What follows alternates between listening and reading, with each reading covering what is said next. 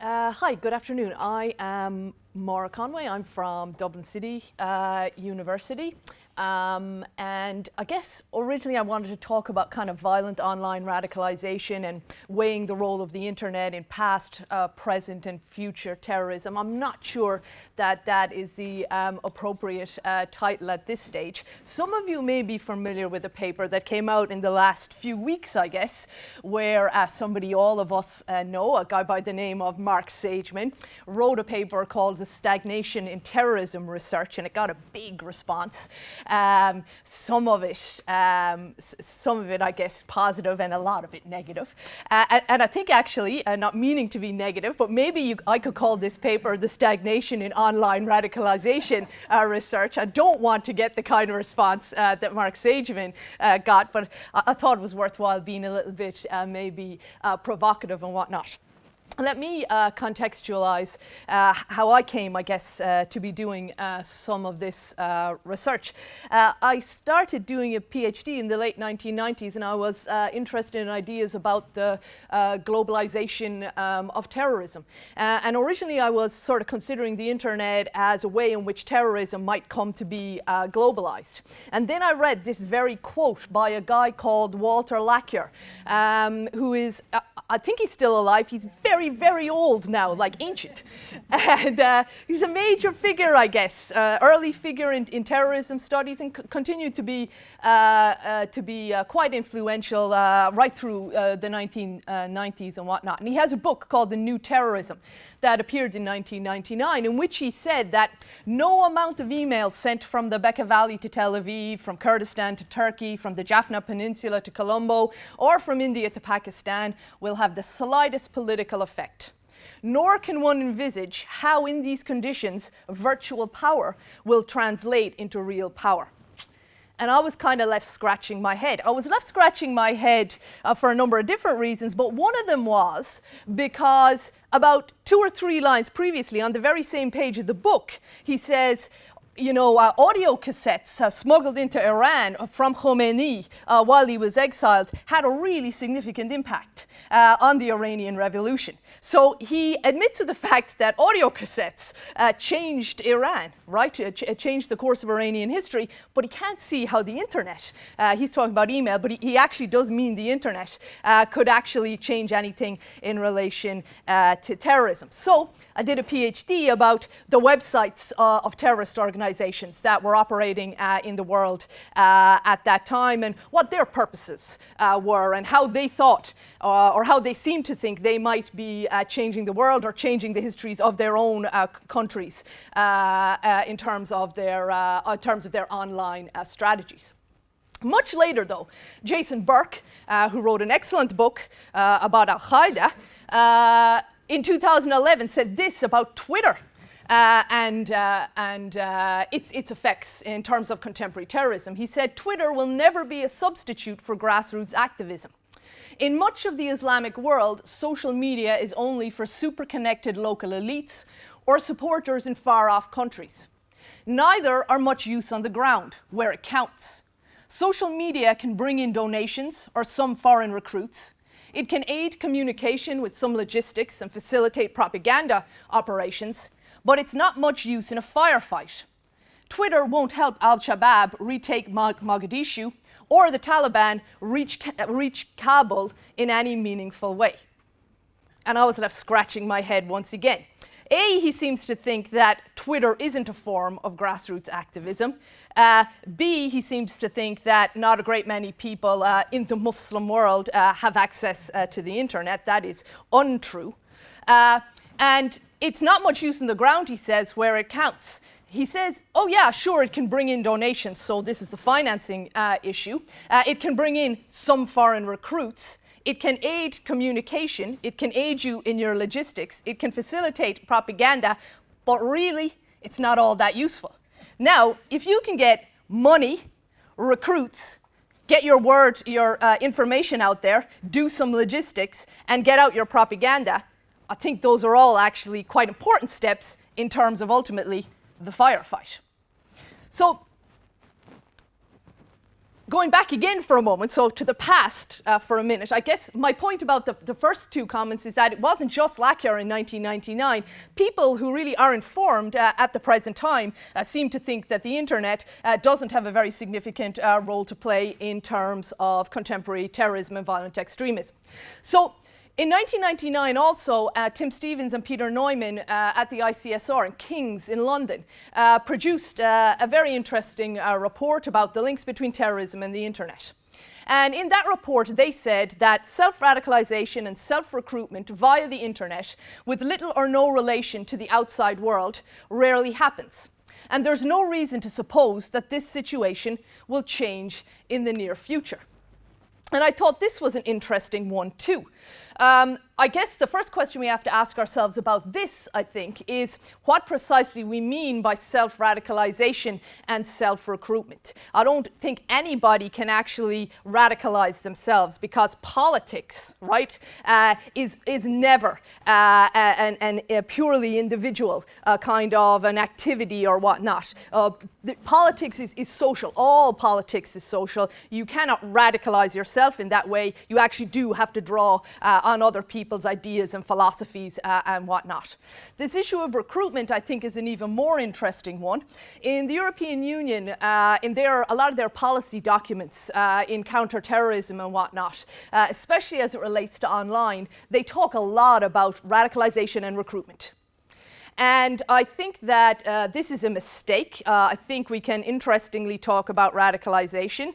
The recruitment thing, though, is very problematic when you talk about the internet, I think. It's not an accurate word. People, I would say, or many people, are not being recruited online. Recruitment gives this impression, this very strong impression, that there's some recruiter in existence and somebody's going out and recruiting people into a terrorist organization as commonly understood. And I would say that at the present time that probably isn't a hugely accurate description of what's going on in many instances. But more relevant here, I think, those were kind of asides, is this issue of little or no relation to the outside world, because this is the idea that there is a place called the internet and then there's a place called the real world, and that those two things are largely separate, which is very problematic for people who do research on the internet.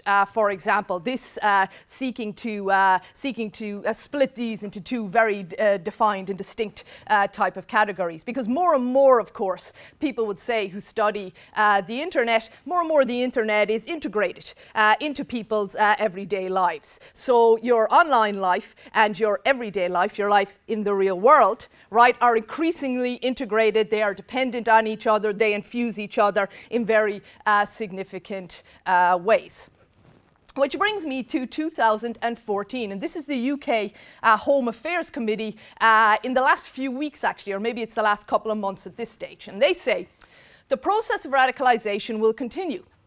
The ideology which has come to be associated with Al-Qaeda will be more resilient than Al-Qaeda itself. Extremist material on the internet will continue to motivate some people to engage in terrorism, but will rarely be a substitute for the social process of radicalization. Hence, in 2014, there are some people in the UK government who think that the internet isn't social. And that's kind of interesting, you have to admit. So, I think that there are some things we need to talk about in terms of terrorism and online radicalization and research in this area. And my personal feeling is that there are really three basic questions that we've not adequately tackled yet. And let me say that this is an insider criticism. I am guilty of this as much as anybody else, so I put myself firmly in this category. And also, I guess, I also want to acknowledge that research in this area has not been underway for a huge amount of time. And so, of course, there are many questions to be answered, which is related to the third thing, which is about the nature of the internet. It changes very, very fast. It's hard to research the internet. It is fraught with difficulties. So, like I say, these criticisms should be taken, I guess, in a spirit of camaraderie, if you like. So the three basic questions that I think are not yet adequately answered are these. Is it actually possible for people to be radicalized via the internet? And policymakers and media and others certainly assume this to be the case. So do many researchers, I would say. In particular, question 2, can online interactions and/or consumption of online content, violent and non-violent, cause people to become violently radicalized? And 3, if violent online radicalization is shown to occur, so if we have the data and if we can show this to be the case, well, what are the contours of this process precisely, or can we say something about that? And currently, I would say, in respect to these questions, there is lots of opinion. So a lot of people have opinions, and there are a lot of assumptions. There is a lot of anecdotal evidence brought to bear. So, of course, you can find cases. But there is really not a whole lot of substantive empirical data, substantive social science research that has been done in this area to date. And this is very problematic. And the work that has been done has focused very much on analyzing content and not analyzing the consumers of the content and the audience and the functioning of the content. Or indeed, another interesting point, what the people who are producing the content think they are doing in terms of those production processes and whatnot. So who do they feel like they're influencing that? In other words, and then who is actually being influenced is another question. These are clearly difficult questions to answer, but I think they're really, really important, because even if you accept, in the absence of sound research, and many people have accepted that, including, importantly, policymakers, but on the basis of anecdotal evidence and opinion and assumptions and whatnot, that online radicalization is actually occurring. Well, how can you actually develop effective counter strategies, effective CVE strategies, if we don't know how it's occurring? And more money now is being put in by governments into CVE strategies, but they've missed a giant step, which is these questions about, well, you know, what kind of content is going to be convincing in terms of these online CVE strategies? Who should it be targeted at? What platforms are trafficked by the people who you wish to target, etc.? And those are the kind of answers that nobody appears to have at the present time. So, where do we go from here, if you like? Well, I kind of think 6 things are important, and I guess you could probably think of others, and I'd be interested to hear those too. Number 1, we need to widen our research beyond jihadis. People, this is an academic term, lose their heads when they begin to think about jihadis. And it's true, I've seen a lot of actual, I guess, lost heads on Twitter and whatnot recently. If you follow the jihadis, you'll see that in Syria, the severed head phenomenon is pretty big. But academics, right, metaphorically lose their heads when it comes to jihadism. So do policymakers. So I think in order to get a better handle, right, on things in terms of violent online radicalization and how it functions, etc. We need to widen things out beyond the jihadis.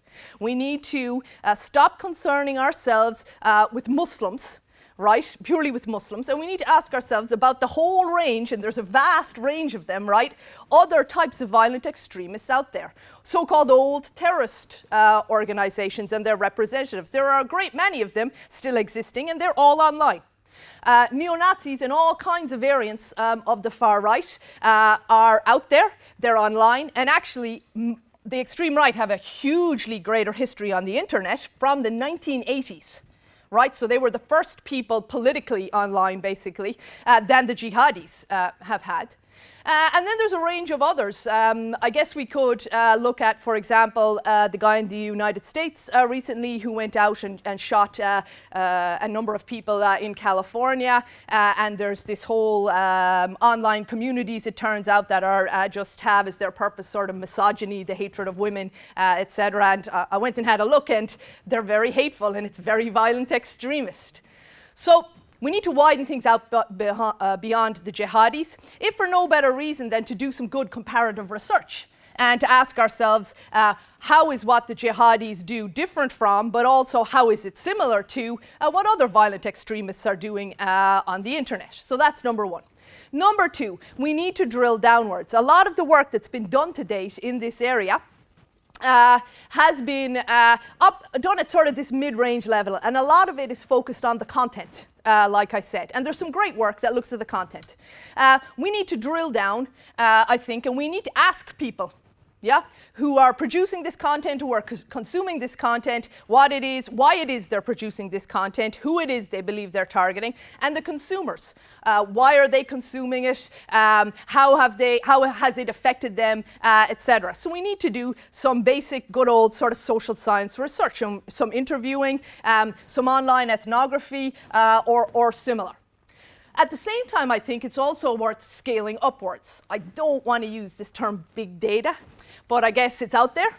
I said large-scale data. I think we should need to do some large-scale data collection and analysis. David's presentation was a good one because he looked at something very specific. He looked at the Westgate Mall attack and how it played out on Twitter. And I think we can certainly do that kind of work, and we can sort of collect all of the data, and there's a lot of it out there, and then we can analyze it qualitatively, quantitatively, etc., and use all of the different tools at our disposal to get, a good big picture of what precisely is going on. Like I said already, we need to do comparative analyses. We need to compare, for example, the online activities of neo-Nazis with the online activities of jihadists. But there's another way that I think comparative analyses could also be useful, and that's with respect to platforms. So I think we need to do a lot more cross-platform analysis, because today a lot of groups are not just operating on one particular social media site. A lot of groups operate across social media platforms, because if you think about it, a lot of us operate across social media platforms. You don't find that many people who are only Facebook users or who are only Twitter users, but people who operate across Twitter, Facebook, YouTube, Flickr, Instagram, etc. And so I think we need to look at specific violent extremist movements, organizations, etc., ideologies, and how they operate across across different types of social media platforms, and also websites, etc., on the one hand. And then I think we also need to look at how different violent extremists operate on the same platform. So what does the violent extremist landscape on Twitter look like? What does the violent extremist landscape on YouTube look like across the board? Again, not just focusing on the jihadis. Point number 5, I guess, is I think we really need to explicitly begin to draw from internet research. A lot of work has been done by internet researchers that is germane to this particular sphere. They have done great work about, like I already said, the merging of the online and and offline. So the merging of people's online and offline lives. Or, for example, credibility that was mentioned by Anne earlier. There's a huge amount of work done. It's not in the context of violent extremism or terrorism, but it's great work about credibility, how you generate credibility online, how you lose credibility online, etc.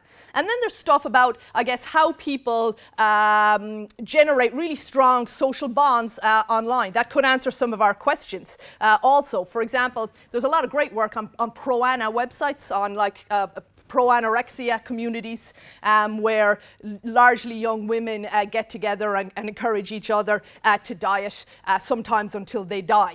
They're very, very strong online communities. This is a social process, regardless of what the UK Home Affairs Committee thinks. It's real. It has very significant real-world effects, but a lot of it is purely, these friendships and these social networks are purely virtual networks.